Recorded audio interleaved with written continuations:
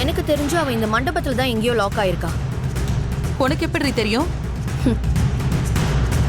அப்பாவோட ஏஐ வாட்ச நான் சுட்டுட்டேமா.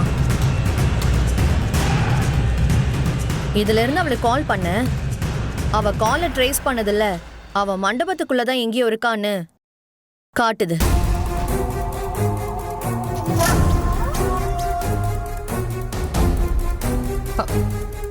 சரி சரி, நான் மண்டபத்துல இன்னொரு தடவை தேடி பாக்குறேன்.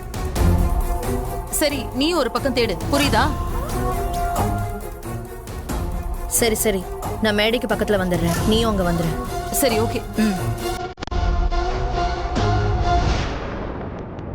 ஏமா, ஏதோ சத்தம் கேட்ட மாதிரி இல்ல? எனக்கு எதுவும் கேட்கலையடி. சரி வா.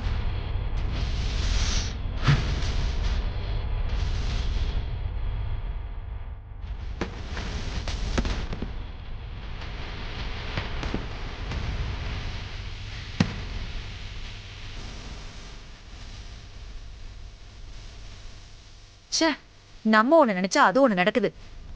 உள்ள பூச்சிக்கு கொடுக்கும் முளைச்ச மாதிரி இந்த கௌசல்யாலாம் நமக்கு இடைஞ்சல் பண்றா பாரு. மா, இப்ப புலம்பி ஒன்னும் ஆக போறது இல்ல. அவளை வாயை திறக்க விட்டுறக்கூடாது. அதுக்கு ஏதாவது முதல்ல பண்ணி ஆகணும். இருடி.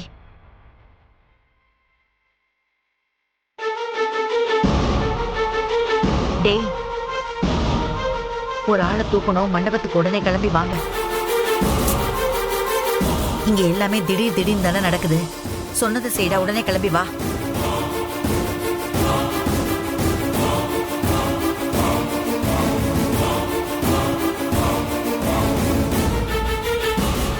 சரியா செஞ்சிடணும்டா.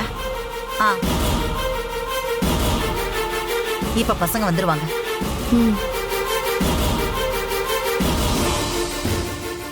தெய்வாதீனமா அந்த வசந்த் அவளை தடுத்துட்டான். இல்லன்னா மண்டபமே இந்நேரத்துக்கு 2 இருக்கும். ஆமாமா, கெட்டதுலயும் ஒரு நல்லது நடந்திருக்குன்னு சொல்லுவாங்கல்ல, அது இதுதான் போல. என்னமா சொல்ற? வசந்த் தடுத்தாரா? ஆமாண்டி, அந்த கௌசல்யாவை இப்போதைக்கு அவன் தான் தடுத்து வச்சிருக்கான். மேடம், வசந்த்னா அந்த கௌசல்யா புருஷனை தானே சொல்றீங்க? அவர் எப்படி பொண்டாட்டியை தடுத்து வைப்பாரு? ஆமா, அவனை பத்தி உங்களுக்கு தெரியாது. அவனோட பணத்தாசைக்கு முன்னாடி பொண்டாட்டியாவது புள்ளையாவது. அவன் தாத்தாவை நாங்க கொன்னதுக்கே எங்களை பிளாக்மெயில் பண்ணி பணம் வாங்கினவன் தான் அவன். மா, அப்படின்னா அந்த கௌசல்யா இப்ப வசந்த் கூட தான் இருக்காளா? ஆமாண்டி.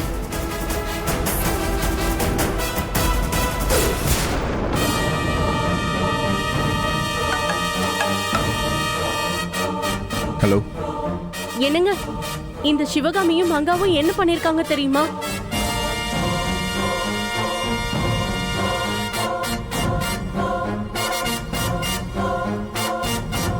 இப்ப நான் உங்ககிட்ட சொன்ன மாதிரி அத்தை கிட்டயும் அன்பரசு கிட்டயும் உடனே எல்லாம் சொல்லி ஆகணுங்க.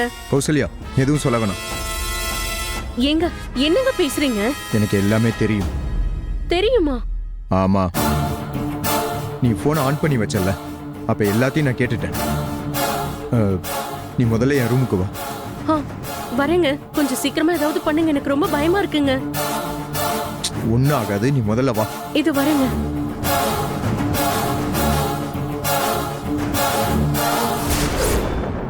அப்பா, அந்த கௌசல்யா யார்கிட்டயும் இது வரைக்கும் வளரலையாமா? இது வரைக்கும் இல்ல. மேடம், இப்ப வசந்த் தடுத்தாலும் அந்த கௌசல்யா எப்படி கேப்பா? கண்டிப்பா எல்லார்கிட்டையும் போய் சொல்லிடுவாள்ல. அவ சொல்லணும்னு தான் நினைப்பா. ஆனா வசந்த் அவளை சொல்ல விட மாட்டான். இப்ப பேசுறதுக்கு நேரம் இல்ல, பசங்க வந்துகிட்டு இருக்காங்க. அந்த கௌசல்யா வந்து வாயை திறக்கிறதுக்கு முன்னாடி அவளை போய் பிடிக்கணும். வாங்க சீக்கிரமா. சரிம்மா. கரெக்டா இருக்கா? அன்பு, அம்மா கிளம்பிட்டியா? சீக்கிரமா போலாம் மாமா. அந்த விஸ்வா தம்பி வேற இன்னும் காணோம். எங்க போனாருன்னு தெரியல. உனக்கு ஏதாவது தெரியுமா? அம்மா, நான் உன்கிட்ட ஒரு விஷயம் சொல்லணும். என்னம்மா?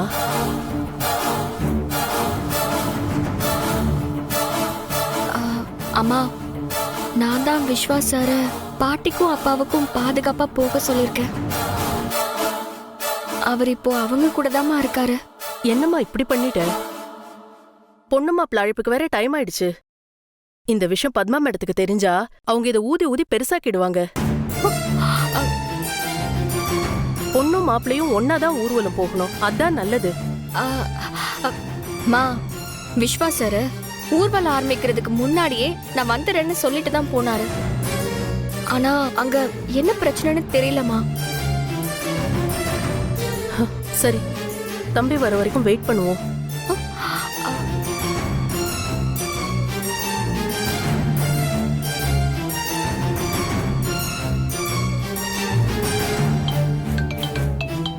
பாரு, பத்மா மேடம் தான் ஃபோன் பண்றாங்க. சொல்லுங்க மேடம். விஸ்வா கூட போனே கிடைக்கல, அதனால பொண்ணழைப்பை மட்டும் வச்சுக்கலாம். அன்பரசியை மட்டும் வர சொல்லுங்க. அது எப்படி மேடம் முடியும்? மாப்பிள்ளையும் வரணும்ல, அதான் மேடம் சரியா இருக்கும். அது ஒண்ணுதாங்க இங்க குறையா இருக்கு. ஏங்க, நல்ல நேரம் முடிய போகுது, கொஞ்சம் சீக்கிரம் வர சொல்லுங்க. சும்மா ஏதாவது சொல்லிக்கிட்டேன். பாத்தியா எப்படி பேசுறாங்க? என்ன அவங்களுக்கு இந்த கல்யாணத்துல சுத்தமா விருப்பமே இல்லாத மாதிரி நடந்துக்கிறாங்க. மா, அவங்க என்ன புரிஞ்சுக்குவாங்கம்மா. இல்லனா நான் அவங்கள புரிய வைப்பேன். இனிமே நமக்கு எல்லாமே நல்லதா தான் நடக்கும், அந்த நம்பிக்கை எனக்கு இருக்குமா. கோர்ட்ல வேற என்ன நடக்குதுன்னு நினைச்சா எனக்கு ரொம்ப பயமா இருக்குமா. ஜட்ஜ்மெண்ட் நமக்கு சாதகமா இருந்தா பிரச்சனை இல்ல, ஏதாவது தப்பா நடந்துட்டா என்ன பண்றது ஏது பண்றதுன்னு எனக்கு தெரியலமா. என்னம்மா, அப்பாவை பத்தி நீ தானே சொன்ன, அவருக்கு எந்த பிரச்சனை வந்தாலும் சமாளிப்பாருன்னு நீ தானே சொன்ன. அப்புறம் ஏன் வருத்தப்படுற? அப்பா எல்லாத்தையுமே சமாளிச்சிருவாரு. நிச்சயமா நமக்கு சாதகமா தான் தீர்ப்பு வரும். இந்த விசேஷம் நல்லபடியா நடக்கும். நம்ம கும்பிடுற முருகன் நடத்தி வைப்பாருமா.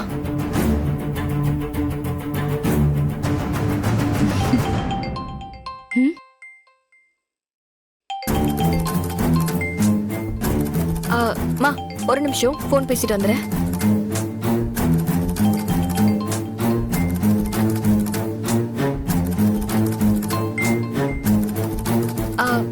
சொல்லுங்கண்ணா. ஹலோ அம்மா, உங்க பிரச்சனை ரொம்ப பெருசாயிடுச்சுமா. உங்களுக்கு தெரியாதது ஒண்ணும் இல்ல.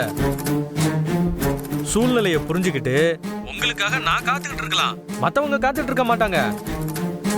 எல்லாருக்கும் பணம் தேவை இருக்கும். பந்தகாரம் ஒத்து வந்தாலும் மைக் செட்டுக்காரன் ஒத்து வர மாட்டான். சாரு கேட்ட டைம் முடிஞ்சு போனதுனால ஆள் ஆளுக்கு கேள்வி கேட்க ஆரம்பிச்சுட்டாங்க. எல்லாரையும் என்னால சமாளிக்க முடியல. ஏதாவது ஒரு வழி பண்ணுங்கம்மா. யோ, என்ன எல்லாம் வேலையை பார்க்காம இங்க வந்து நின்றுட்டு இருக்கீங்க? அவங்க கேட்ட டைம் முடிஞ்சு போச்சு, அதனால தான் நாங்கள் வேலையை நிப்பாட்டிட்டோம். நாங்கள் கிளம்புறோம். அண்ணே, பொறுத்தது பொறுத்துக்கிட்டீங்க, இன்னும் கொஞ்ச நேரம் வெயிட் பண்ணுங்கண்ணே. கண்டிப்பா அவங்க வந்துருவாங்க. அதெல்லாம் எனக்கு தெரியாது, அவங்க வர வரைக்கும் என்னால் காத்துக்கிட்டு இருக்க முடியாது. இல்லை, நீங்கள் பணம் கொடுங்க, நாங்கள் இருக்கிறோம். அப்படி இல்லைண்ணா, நாங்கள் கிளம்புறோம். ஒரு நிமிஷம், அவங்களுக்கு நான் ஃபோன் பண்ணி பார்க்குறேன். அதெல்லாம் சரிப்பட்டு வராது, நாங்கள் கிளம்புவோம். எவ்வளோ தடுத்தோம், அவங்க எல்லாம் கேட்காம வேலையெல்லாம் நிறுத்திட்டு ஜாமான் எல்லாம் வண்டியில ஏத்த போறாங்கம்மா. அண்ணா, நான் சொல்ற மாதிரி நீங்க பண்ணுங்க. நான் சொல்றது அப்படியே போய் அவங்க கிட்ட சொல்லுங்க.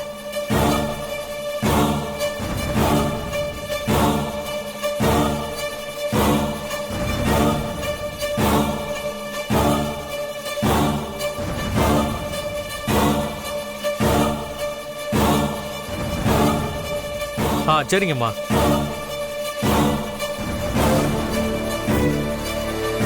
அப்பா, யாரு தடுத்தாலும் இந்த கல்யாணம் நடக்கும்.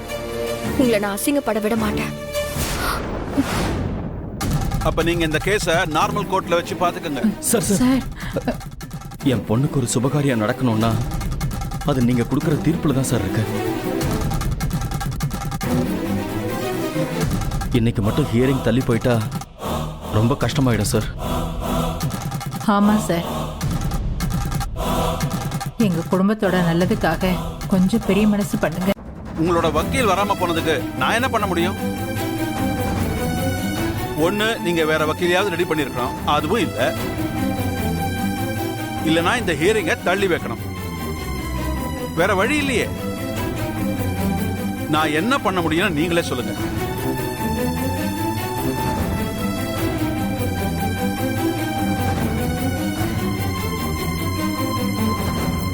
யுவர் ஆனர், நீங்க மட்டும் கொஞ்சம் பெரிய மனசு பண்ணி அனுமதி கொடுத்தீங்கன்னா என் பிரச்சனைக்கு நானே வாதாடுறேன் யுவர் ஆனர். அதுக்கு சட்டத்துல இடம் இருந்ததுன்னா தயவு செஞ்சு சொல்லுங்க சார்.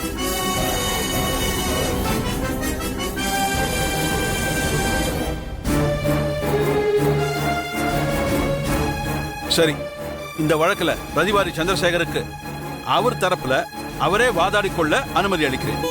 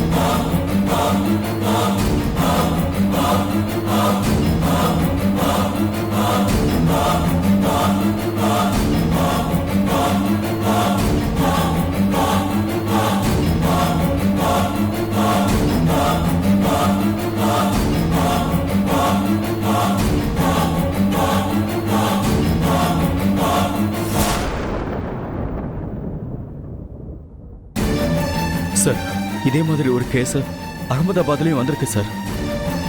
அதுல ஜட்ஜ்மெண்ட்டும் என்ன மாதிரி ஒருத்தருக்கு சாதகமா தான் கொடுத்துருக்காங்க சார்.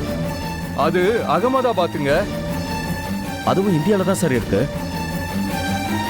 அது மட்டும் இல்ல யுவர் ஆனர், முதல் மனைவி இருக்கும்போது ரெண்டாவது கல்யாணம் செல்லவே செல்லாது இல்லையா சார்? நீங்க தானே சிவகாமி மேடம் கழுத்துல தாலி கட்டினீங்க? ஆமா சார். ஆனா அப்போ ஒரு வற்புறுத்தல் காரணமாவும் குடும்ப சூழ்நிலை காரணமாவும் வேற வழியே இல்லாம சிவகாமிய கல்யாணம் பண்ணிக்க வேண்டிய சூழ்நிலை வந்துருச்சு சார். அதுவும் இல்லாம நான் அவங்கள நடுத்தருவுல விடல சார். என் மூத்த மக கண்டிப்பா சொத்தை காப்பாத்துவா சார். ஒரு நீதிபதியா மட்டும் இருந்து இந்த கேஸை பார்க்காம ஒரு பொண்ணோட தகப்பனா என் சூழ்நிலையில இருந்து கொஞ்சம் யோசிச்சு பாருங்க சார். ஒரு மனுஷன் 20 வருஷமா பொண்டாட்டி பிள்ளைய பிரிஞ்சிருந்ததுக்கு அப்புறம் திரும்ப அவங்கள எப்படியோ கஷ்டப்பட்டு கண்டுபிடிச்சு தன் மகளுக்கு ஒரு நல்ல இடத்துல நல்லபடியா கல்யாணம் பண்ணி கொடுக்க முடியலன்னா காசு பணம் வசதி வாய்ப்பெல்லாம் இருந்து என்ன சார் பிரயோஜனம்?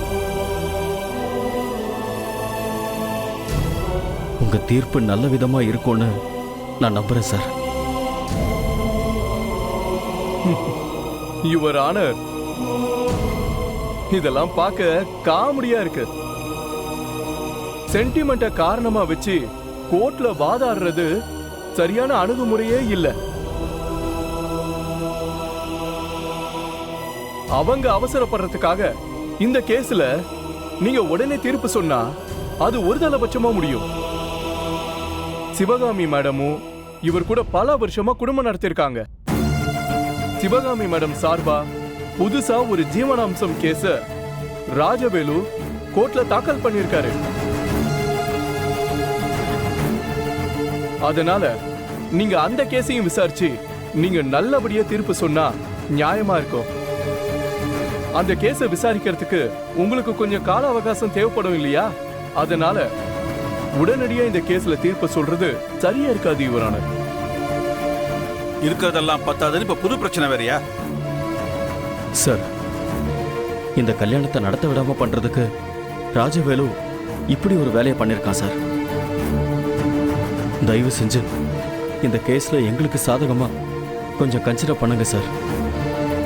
தீர்ப்பு கொடுக்க இன்னொரு 10 நிமிஷம் எல்லாரும் வெயிட் பண்ணுங்க.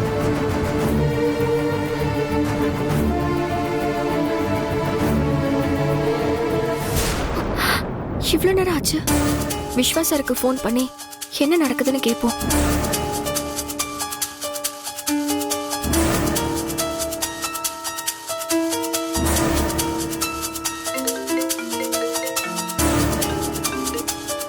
ஹலோ சொல்லு அன்பரசி. சார் என்ன சார் நடக்குதாங்க? இங்க பாரு, எல்லாமே நம்ம அவசரத்துக்கு நடக்காது. இன்னும் கொஞ்சம் லேட் ஆகும்னு நினைக்கிறேன். சார் இன்னொரு விஷயம் சார், மண்டபத்துல பணம் கேட்டு வேலையாட்கள்லாம் பிரச்சனை பண்றாங்க. நீ எதுக்கும் கவலைப்படாத, நான் இருக்கேன். நான் எல்லாத்தையும் பாத்துக்கிறேன். சரிங்க சார். உங்க கூட ஊர்வலம் போலான்னு ஆசையா இருந்தேன்.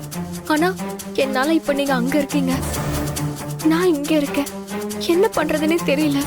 உன் கூட சேர்ந்து நான் வருவேன். நீ ஒன்றும் வருத்தப்படாத. நீ பாரு, எல்லாமே நல்லபடியா நடக்கும். நீ கவலைப்படாம இரு. நான் கண்டிப்பா வருவேன். சரியா? சரிங்க சார்.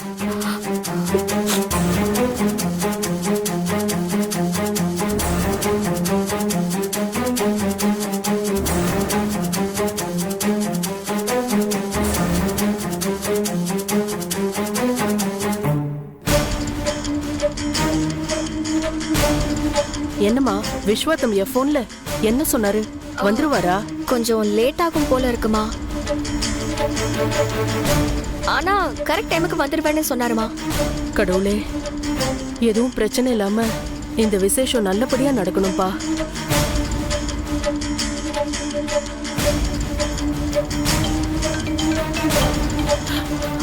பாரு, திரும்பவும் கூப்பிடுறாங்க. சொல்லுங்க மேடம். கஸ்தூரி, இன்னும் எவ்வளவு நேரங்க? சீக்கிரம் அழைச்சிட்டு வாங்க, நாங்கெல்லாம் இங்க வெயிட் பண்ணிட்டு இருக்கோம். எங்க நல்ல நேரம் போயிட்டு இருக்குன்னு நான் சொல்லிட்டு இருக்கேன்லங்க, ஏங்க புரிஞ்சுக்க மாட்டேங்கிறீங்க? சரிங்க மேடம்.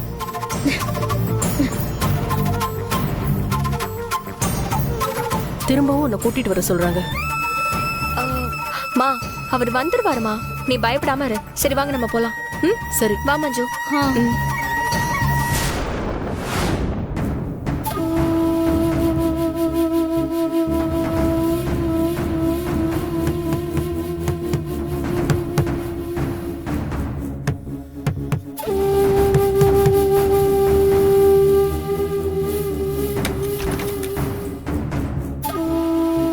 கௌசல்யா, கௌசல்யா, கௌசல்யா. வசந்த், கௌசல்யா எங்க? அவ யார்கிட்டயும் எதுவும் வளரலையே. கௌசல்யா, கௌசல்யா. அவளுக்கு என் மேலே டவுட் வந்துருச்சு.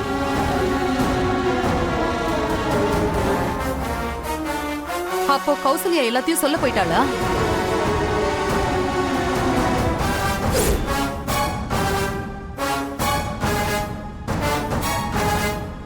நீங்க அமைதியா இருக்கிறது எனக்கு என்னமோ டவுட்டா இருக்கு. நீங்க விஷயத்தை எல்லார்கிட்டயும் சொல்லி இருந்தீங்கன்னா ஏதாவது நடந்திருக்கும்ல. ஆனா இன்னும் யார்கிட்ட இருந்தும் ஒரு போன் கூட வரல. ஏங்க? கொஞ்ச நேரம் வெயிட் பண்ணு, அதுக்கப்புறம் சொல்றேன். இல்லங்க, எனக்கு உங்க மேல ஏதோ சந்தேகமா இருக்கு. இத பாரு, நீ சந்தேகப்படுற மாதிரிலாம் எதுவும் நடக்கல. இல்லங்க, உங்க முகத்தை பார்த்தாலே ஏதோ தெரியுது. நீங்க தப்பா ஏதோ பிளான் பண்றீங்களா? அத்தைக்கு எதிரா துரோகம் பண்ண பாக்குறீங்களா? அதான் எதுவும் இல்லைன்னு சொல்றேன்ல, கொஞ்ச நேரம் அமைதியா இருக்கியா? இல்லங்க, இதெல்லாம் சரி வராது. இந்த பிரச்சனைக்கு நானே ஒரு முடிவு கட்டுறேன். இப்பவே அன்பரசி, கஸ்தூரி, அத்தைன்னு எல்லாருக்கும் போன் பண்ணி நடந்த விஷயத்த சொல்ல போறேன். கௌசல்யா, சொல்லிக்கிட்டே இருக்க, என் பேச்சை கேட்காம நீ பாட்டுக்கு ஏதோ பண்ணிக்கிட்டு இருக்க. என்ன பண்ணணும் ஏது பண்ணணும் எனக்கு தெரியாதா? சாவடிச்சிருவேன்.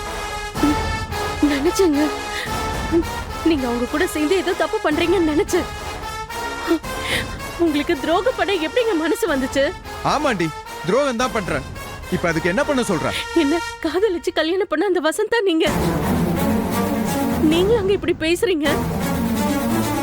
அப்ப நீங்க என்ன லவ் பண்றேன்னு சொன்ன எதுவுமே உண்மை இல்லையா? ஆமாண்டி, நான் உன்னை சின்சியரா தான் லவ் பண்ணேன். ஆனா அதுக்காக இப்ப நான் வருத்தப்படுறேன்.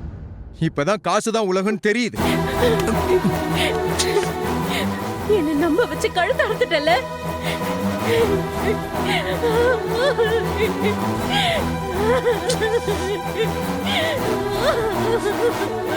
விடு. அப்ப நீ என்ன லவ் பண்ணதுல போயா? உனக்கு என்ன விட அவங்களோட பணம் தான் உனக்கு முக்கியமா போயிடுச்சுல. அவங்களுக்காக என்கிட்ட நடிச்சு போய் சொல்லி இங்க வர வச்சல. ஆமா ஆமா ஆமா, போதுமா? ஓ, அவ்வளவு தூரம் ஆயிடுச்சா? அப்ப நானும் இனி பொறுமையா இருக்க போறது இல்ல. எல்லார்கிட்டயும் போய் சொல்றேன். கௌசல்யா விடு. இரு கௌசல்யா சொன்னா கேளு. விடு. கௌசல்யா கைய விடுன்னு சொன்ன. விடு. கைய விடுறா. கௌசல்யா வேணாம். விடுன்னு சொல்றல. விடு. ஏய் கௌசல்யா. ஏய் விடுடா. கௌசல்யா. கைய விடுடா. கௌசல்யா சொன்னா கேளு. கௌசல்யா விடுங்கன்னு சொன்னேன்.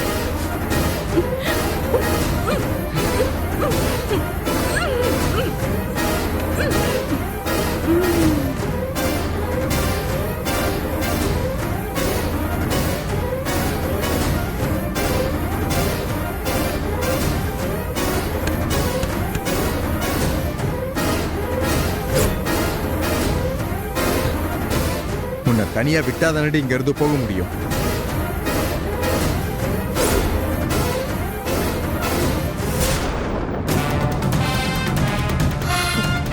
சரி, இப்ப கௌசல்யா எங்க?